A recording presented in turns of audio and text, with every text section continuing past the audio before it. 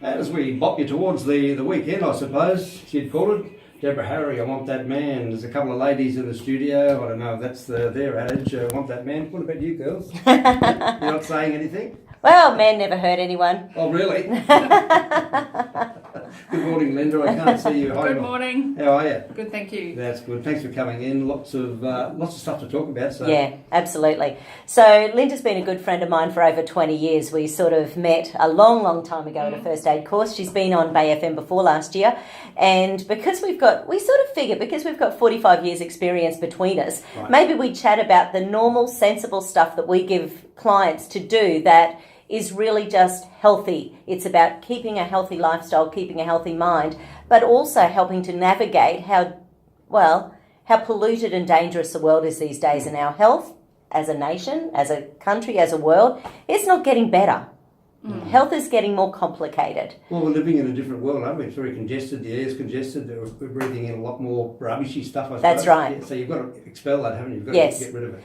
And what's happening these days, actually, Linda's done a fair bit of genetic stuff over the last few years, so our genes aren't coping with this amount of pollutants anymore. Yeah, and there's certainly certain types of people who really fall over in a modern lifestyle. Yeah. I guess kind of the canaries. And I always had that question, how come one person can truck along and be quite fine in our current, I guess, Western lifestyle and toxicity load, and why can't someone else? And that's where genetic profiling is really giving wonderful insights as to the differences in those people. So there are some really cool genetic detoxification pathways that it's common for someone with chemical sensitivity and chronic fatigue to be deficient in. And it's like their bits of their genetic code have lost the recipe to be able to put together the compounds, if you like, that then allow our body to detoxify. Yeah. Detoxification is all about the body's ability to conjugate, is the big word, connect, different things. A lot of them are based around the breakdowns of proteins, connecting to compounds. Yeah, because people really only know, they think detox, they think the liver. That's the main thing that most people will think about. And then, of course, with the liver enzymes go up medically, then usually the only thing the doctor will mention is, how much do you drink? So medically, there's sort of one thing they really focus on. And my understanding is, and what I talk to my patients about, is that the liver enzymes that are being tested, they're testing really for looking for disease states. They're not looking at actually the functioning aspect of the liver. So that's right. Those liver enzymes go up when your liver cells are actually dying off and they're rupturing and the enzymes are being released. Hence then why if they're up, they start looking at, cancer, chronic viral loading and everything that would create a disease state, and hence the diagnosis of a disease. Whereas what we're really a lot more interested in is how do you optimize that function in someone so that their liver pathways cope. And it's like you say, it's not all about the liver. Every individual cell of the body every day is dealing with a toxin load that it's got some really cool processes that it does. Yeah. We were really lucky enough to go to New York about, 10, 12 years ago, and we heard a couple of top researchers in the world about pollution and toxicity and how you actually get those toxins out of the body. And it's a really long-term challenging process. It's not the sort of thing that you can go to a chemist and buy a 4-day detox and think that's going to do something big and massive and beneficial to you. It's probably beneficial not having alcohol and coffee and sugar for 4 days, like just in general. But if you did it every week, that might make a big difference. But if you're doing these things every day of your life, it's a slow, insidious level of toxins that's building up in your cells in the body. Yeah. What about all the bugs, like all the flus and things that you see on the media? Are they changing? Are they sort of attacking our body in a different way than what they did, say, 30, 40 years ago? Or even though people are living longer, aren't they? Okay, so obviously we get into a world here where we can get in trouble if we say too much. But basically we believe in boosting the immunity naturally. So we believe in boosting white blood cells so that your body can cope better with viruses and bacteria and parasites and things like that. One of the things that happens is that they do mutate. So viruses and bacteria in your body have a shelf life of, say, 2 weeks to 3 months sort of thing. So different ones have different lengths that they live. But when they're replicating inside our bodies. So it's almost like the worse the environment, the hardier those bugs are.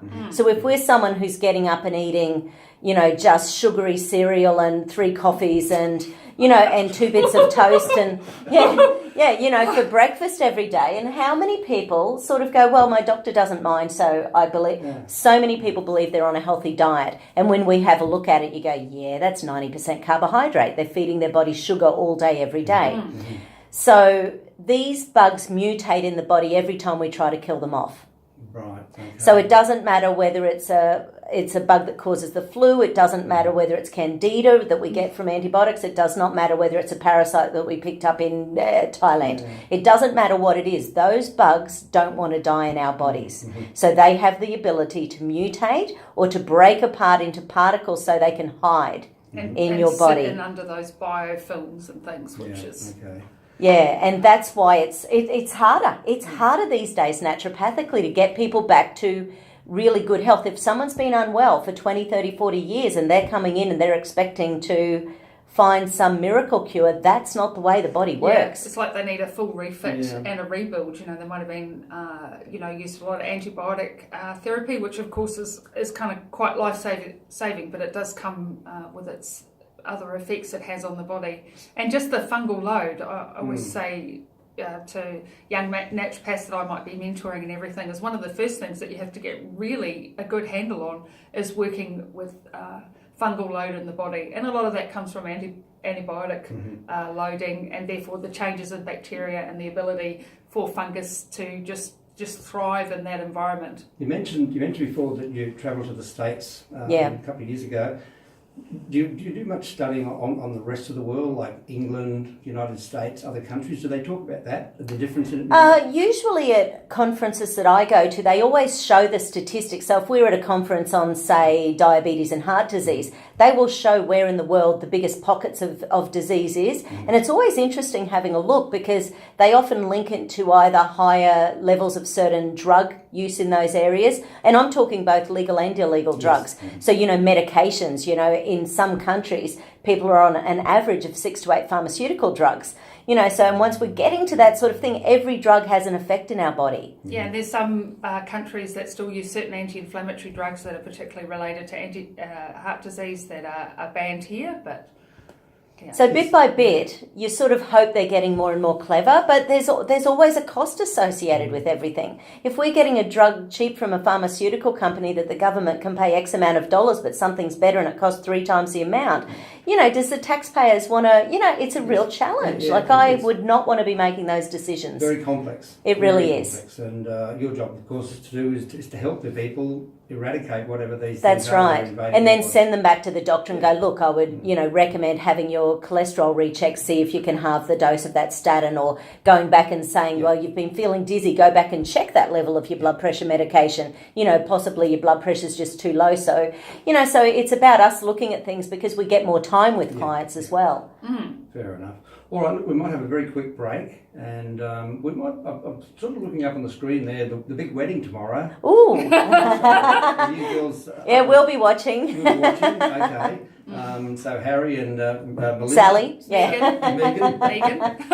I was going to call her Merkel. That's her, surname. Yeah, she's a little Mexican lass, isn't she? Or she's from down south of the border, somewhere in the States. I'm not really sure where she's from. I don't know if she was born there, but she's... might have been her dad's Mexican, I think. Yeah, right. Yeah, but anyway, the big wedding. So let's have a little song from the Fifth Dimension, Wedding Bell Blues. Okay, back with more in just a moment. This is BFM.